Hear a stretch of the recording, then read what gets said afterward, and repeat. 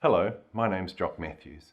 I often call this discussion Work in the Stress Place, and I'm going to be talking about strengths and challenges for ADHDers around occupational stress. I've studied and researched occupational stress, anxiety, depression, and ADHD for 25 years. Occupational stress is not a minor thing. It costs billions of dollars every year in lost productivity and other costs, and significantly adversely affects millions of people's lives daily. Particularly in 2020, people are reporting greater levels of distress around some of the changes in workplace around the globe.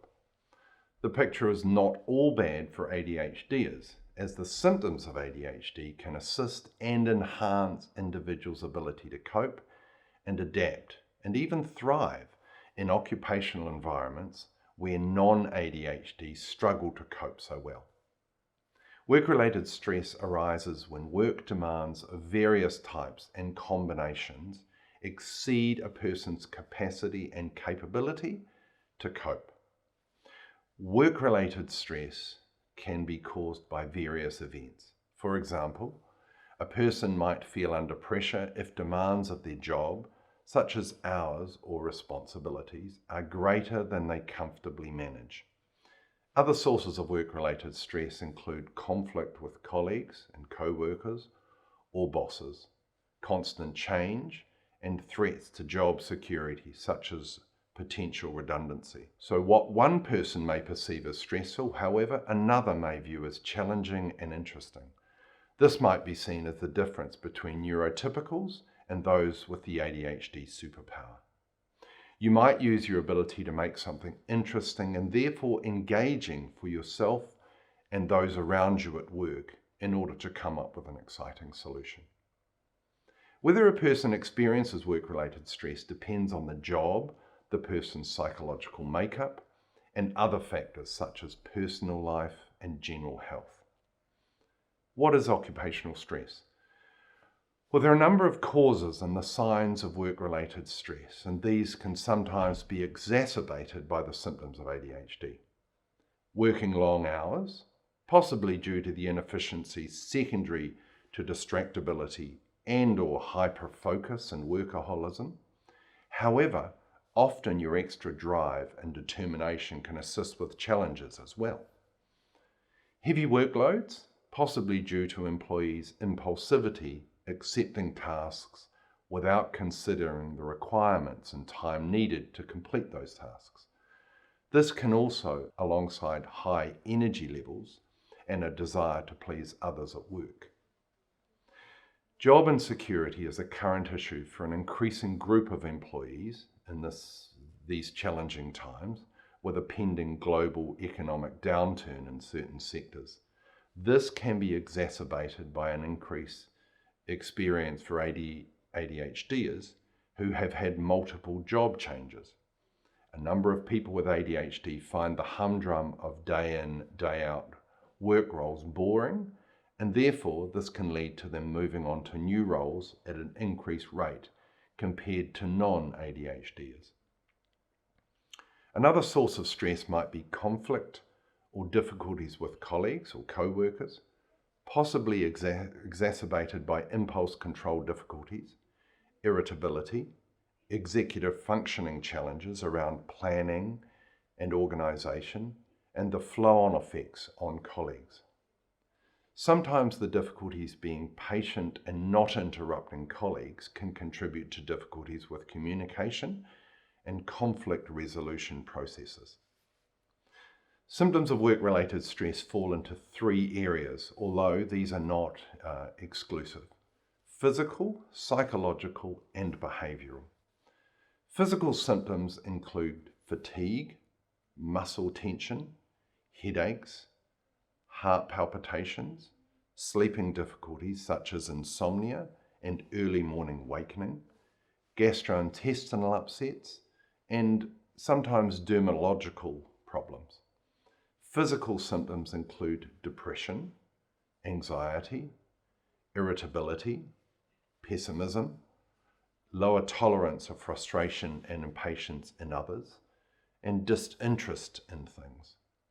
Feelings of being overwhelmed and unable to cope often manifest, and cognitive difficulties such as a reduced ability to concentrate or make decisions can often affect people when ADHD and work stress meet each other. The behavioural symptoms include an increase in sick days, aggression, diminished creativity and initiative, problems with interpersonal relationships, and often a sense of isolation. Now, many of those watching this webinar with ADHD, these symptoms may be part of the comorbid symptoms alongside ADHD. However, just be sure that you're not also struggling with these symptoms due to work-related stress, and therefore consider the need to manage these symptoms as well. Let's reflect briefly on what have been identified as potential stressors in workplaces. Organisational culture, bad management practices, job demands, your physical work environment, relationships at work, and managing change at work all need to be considered when understanding occupational stress. A lack of support from colleagues, role conflict, and work-related trauma can also contribute. Some other factors that commonly cause work-related stress are changes within the organisation leading to uncertainty. Tight deadlines is an issue often seen by ADHDers as a blessing to help them deliver last minute, but potentially also as a significant source of distress due to a tendency to procrastinate. Job insecurity, or a lack of autonomy, as many ADHDers also hate being told what to do. Boring work, that old allergic to boring trait that people talk about. Insufficient skills for the job, over supervision, or being patronised in work can also significantly affect people. A lack of proper resources or equipment, few promotional opportunities, harassment and discrimination, and poor relationships with colleagues or bosses. What can you do about this? A person suffering from work-related stress can help themselves in a number of ways, including thinking about the changes you need to make at work in order to reduce your stress levels, and then take action, often a difficult step.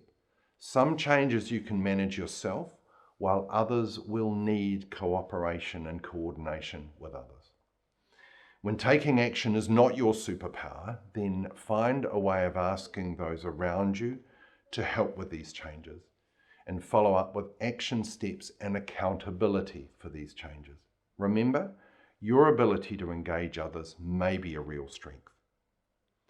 Talk over your concerns with your employer and the human resources manager. You may explain your health challenges and the need for some assistance to be at your best as an employee. Make sure you're well organised in advance. List your tasks in order of priority, and schedule tasks into 20-minute power bursts, just 20 minutes, at a set time of each day for times when you're fresh, such as first thing in the morning, or when you're most able to concentrate. Ask those around you to assist with these focus times also. I've recently been working with an executive who asked his personal assistant to help him with his focus times. He's become a lot more efficient because of this teamwork around his ability.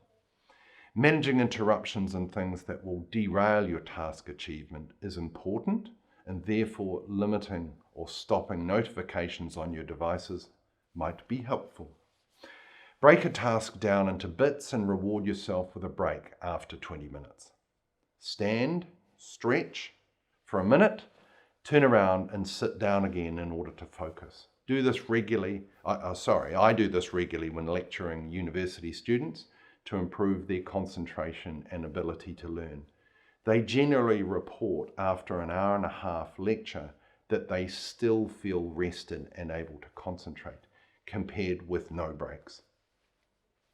Take care of yourself, eat a healthy diet, get to bed earlier than average 3 times a week, and exercise regularly, if not daily, if you can. Consider the benefits of regular relaxation and make sure you have enough free time to look after yourself every week. I ask most ADHDers to have a brief breakout time at work at least twice a day to re-energize, de-stress, and have a laugh. Don't take your stress out on loved ones. Instead, tell them about your work problems and ask for their support and suggestions. They often see things from a different perspective. Be careful with drugs such as alcohol and tobacco. They can cause additional health problems. Seek mentoring and professional counselling from a psychologist or mental health practitioner. And if work-related stress continues to be a problem, despite your efforts, you may need to consider another job or a career change.